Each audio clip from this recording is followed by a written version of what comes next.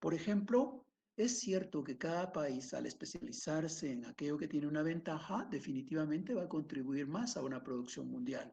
Sin embargo, ¿cómo son las relaciones de intercambio entre los países que producen unos bienes y los que producen otros? Los países que producen bienes que son materias primas o alimentos, resulta que normalmente ven cómo en el mercado internacional sus precios poco a poco tienden a la baja, mientras que los países que se dedican a producir manufacturas poco a poco distinguen un aumento en los precios. Esto lo que significa es que con el paso del tiempo las relaciones de intercambio son desiguales. Algunos van a ganar más y otros van a estar perdiendo. Por tanto, realmente el comercio internacional, si bien logró aumentar la producción mundial, no asegura que las condiciones de vida sean apropiadas para toda la población. Siempre hay una concentración de riqueza en aquellos lugares en donde se tiene la producción de los bienes manufacturados. Explicación, esperamos poder responder las tres preguntas que hemos planteado al inicio. ¿Qué problemas existían cuando nació el liberalismo? ¿Qué acciones y omisiones corresponden al Estado para poder resolver ese problema? ¿Y qué grupo social es el favorecido con la aplicación de esas políticas? Muchas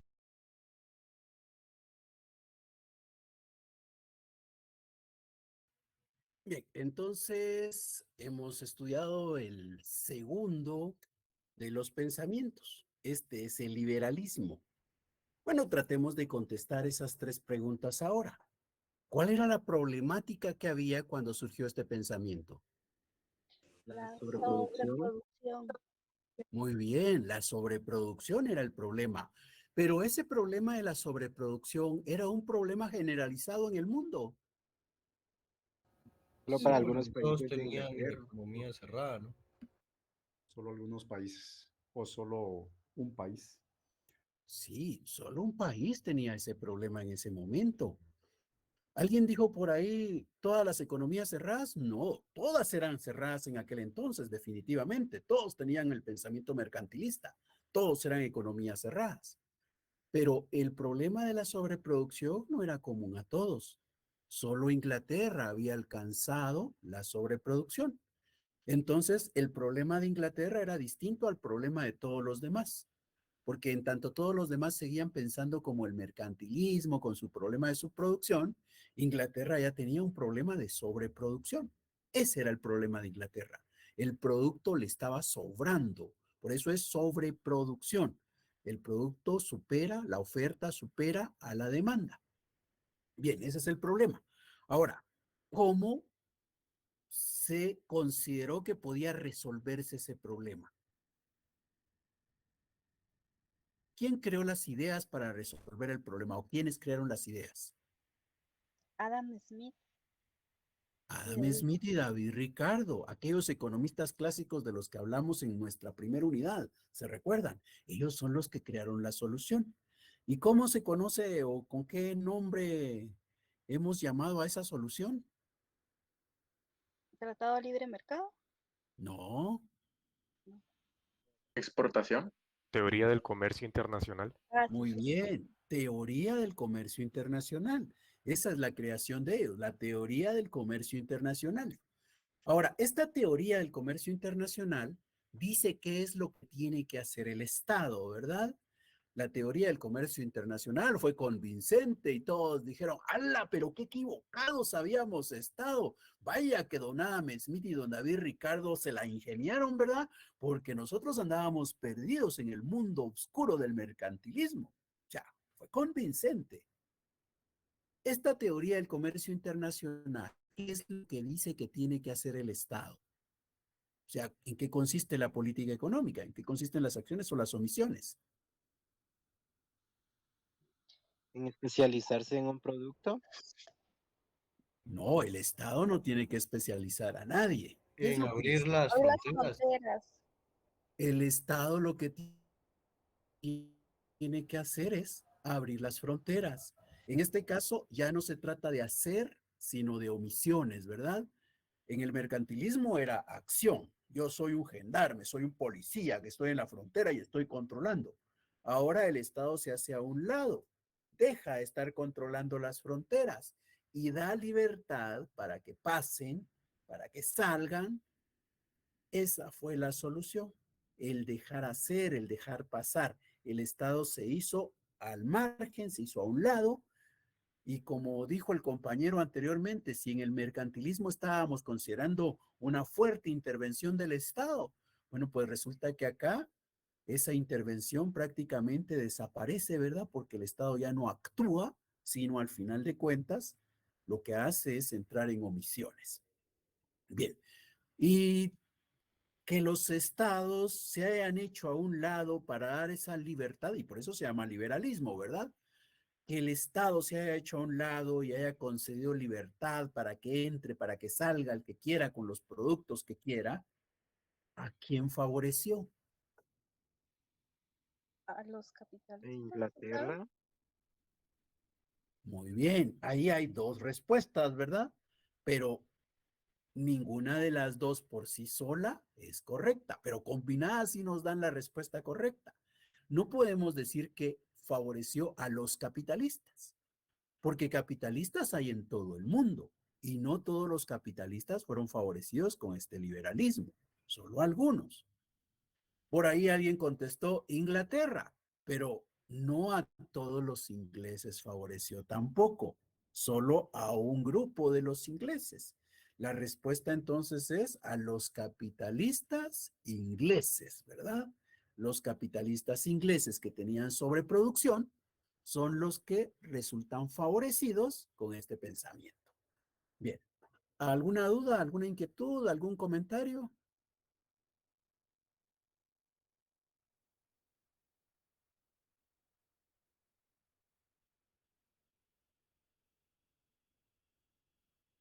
Bueno, entonces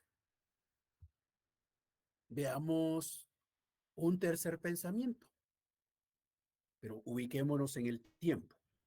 Ya hemos dicho que el mercantilismo fue lo primero que se dio cuando se estaba estableciendo este sistema capitalista. Luego se da el mercantilismo en aquella época en donde decimos que se formó la economía como ciencia, estuvieron Adam Smith y David Ricardo. Por ahí, estamos en esa época. Bueno, pues esa época es más o menos por ahí por 1850 hasta incluso por ahí por 1920. Todos esos años, ¿ya? De 6 y 7 décadas, los estados aplicaron estos pensamientos que hemos visto, ¿ya?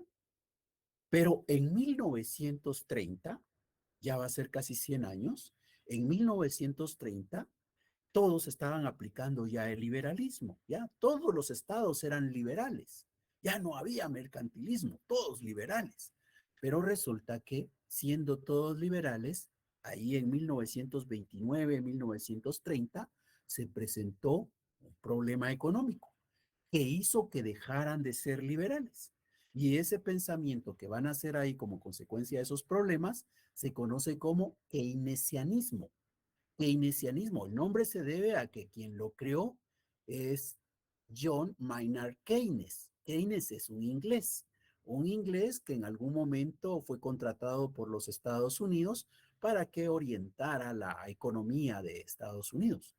Aquí otra cosa que vale la pena aclarar es que definitivamente por ahí por 1929, 1930, la Primera Guerra Mundial ya había pasado, ¿verdad? La Primera Guerra Mundial se da más o menos ahí por 1914, 1919. La Primera Guerra Mundial trae una reestructuración en el poder internacional, en cómo están los países internacionalmente, el ordenamiento internacional. Y resulta que en esta época que hemos estado estudiando, Inglaterra es el país que va adelante, el que es el líder, el que es la potencia. Pero ya con la Primera Guerra Mundial, perdón, con la Primera Guerra Mundial, Estados Unidos es el que aparece en escena. Estados Unidos se vuelve ya la principal potencia del mundo.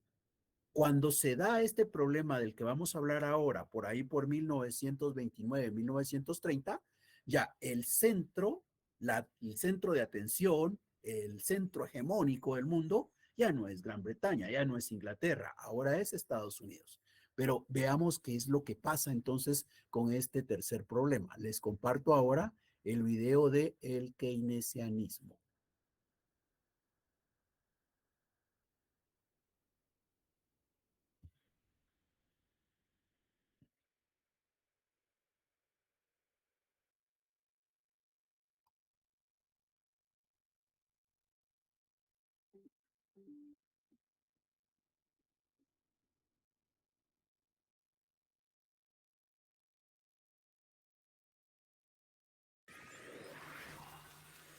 esta explicación vamos a buscar dar respuesta a tres preguntas.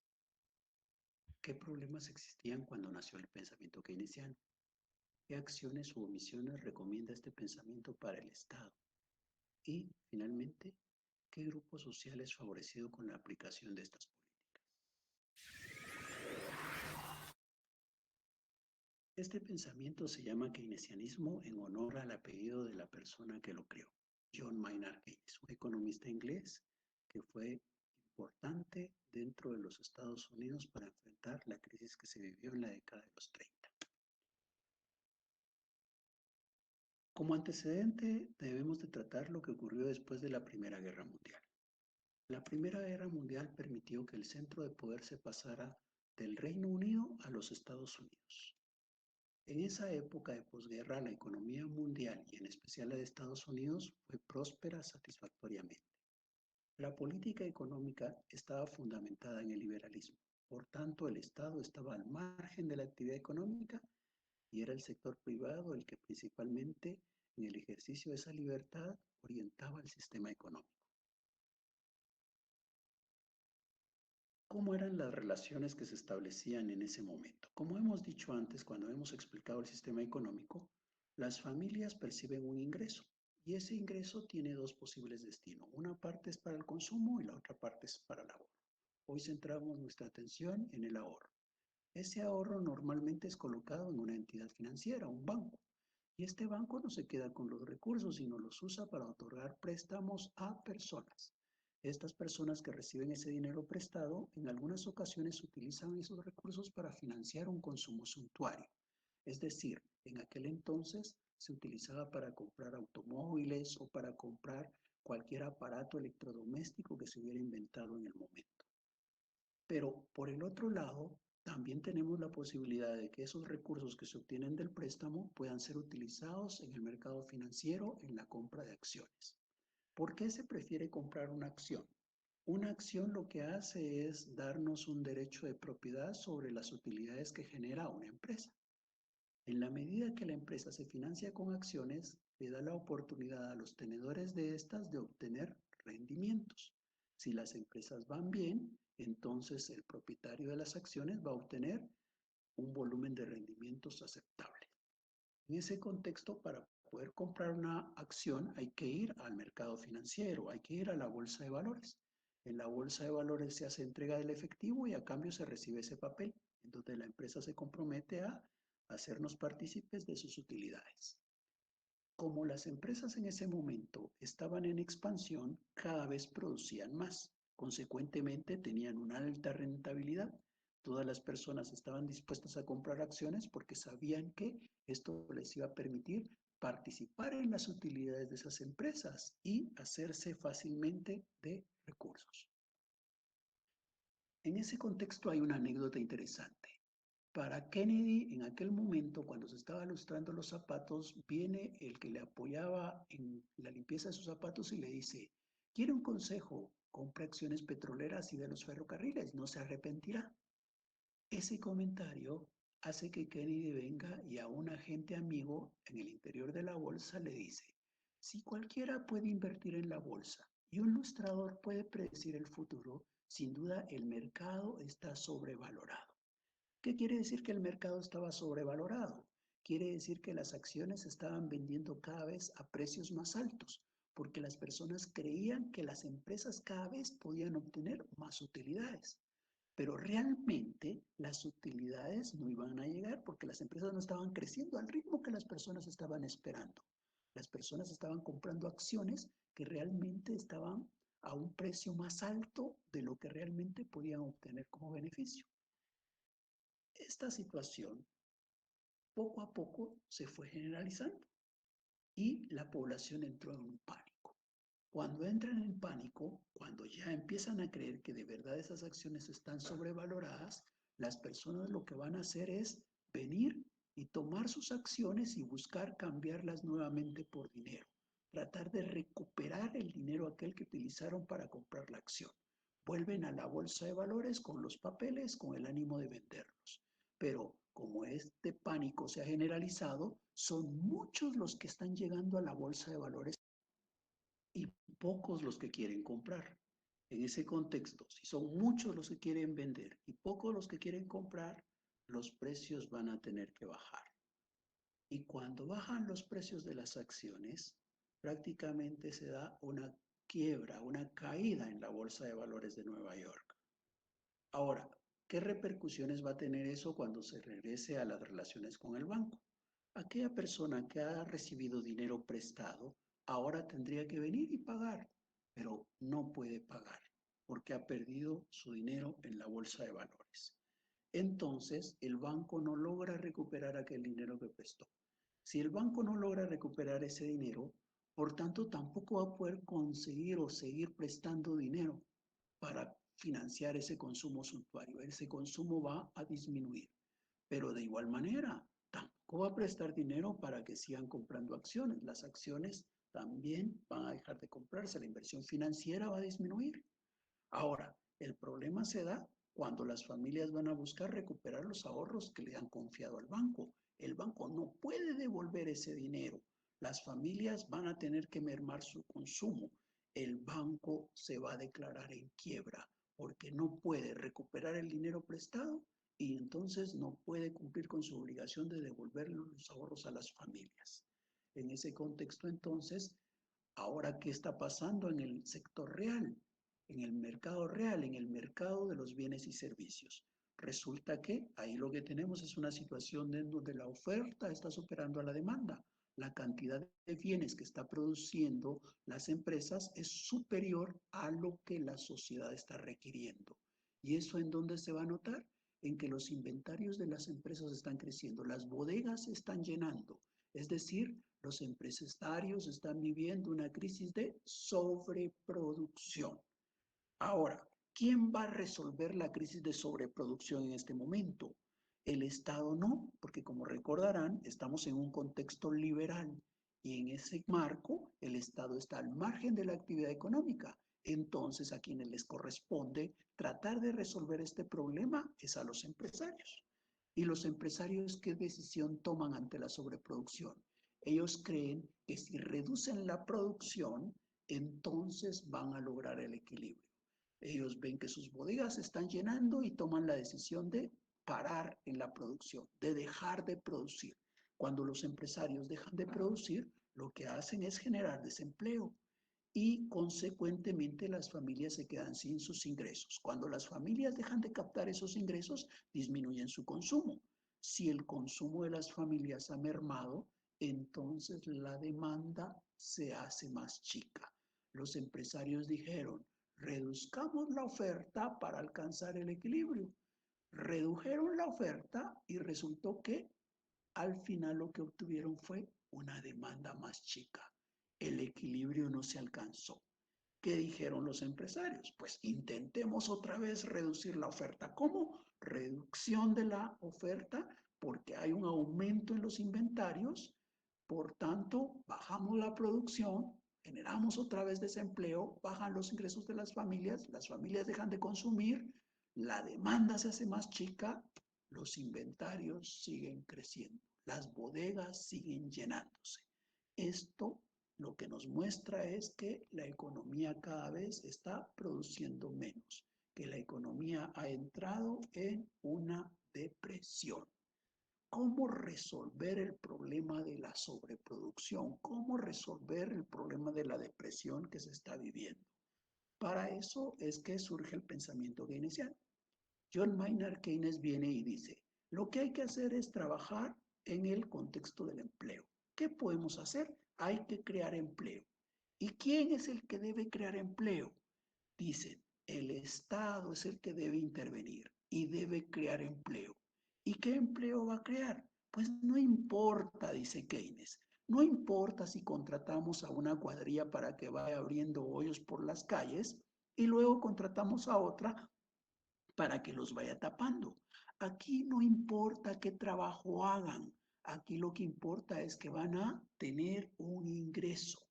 Porque cuando esas familias tienen un ingreso van a consumir y cuando consumen aumenta la demanda y por tanto los empresarios van a ver disminuir sus inventarios.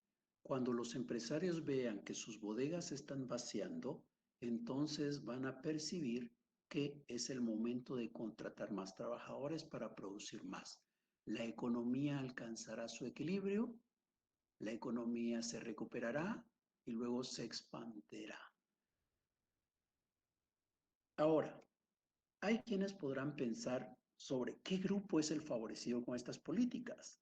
Hay quienes podrán considerar que Keynes estaba pensando en favor de los trabajadores, pero realmente para poder complementar esta situación es menester considerar algunas frases pronunciadas por Keynes.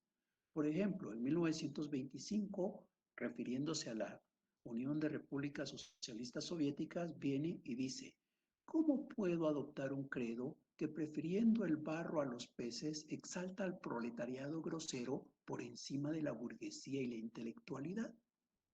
Mientras que entre 1924 y 1929, cuando se le cuestiona sobre su participación política, se expresa diciendo: si voy a defender ventajas para una parte de la sociedad, sería para favorecer a la que yo pertenezco.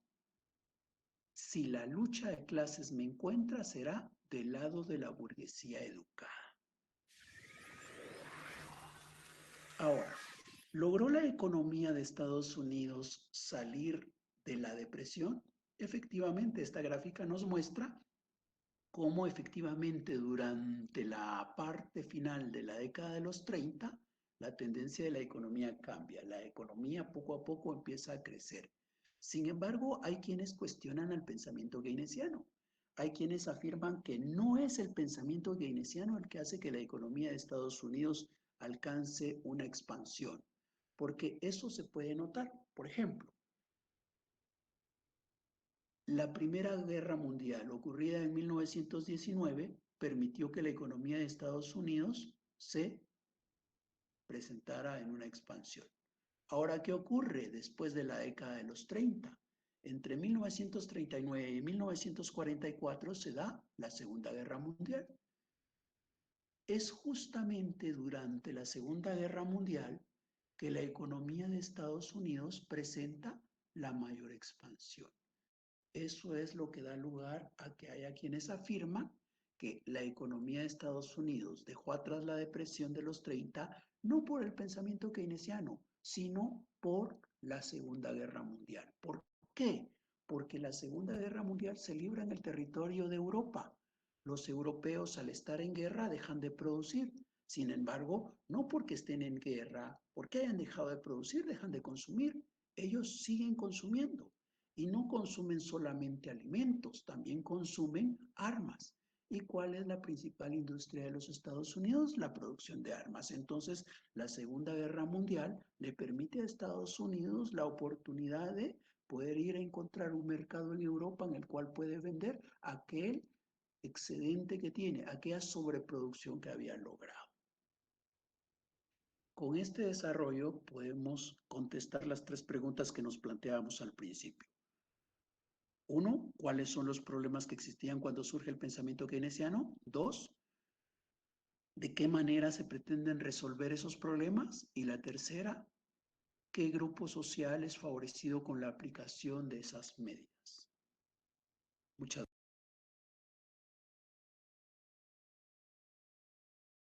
Bien, entonces este es el tercer pensamiento, el pensamiento keynesiano. Y veamos si podemos resolver así rapidita las tres preguntas. La primera, ¿cuál es el problema que existía cuando nace este pensamiento?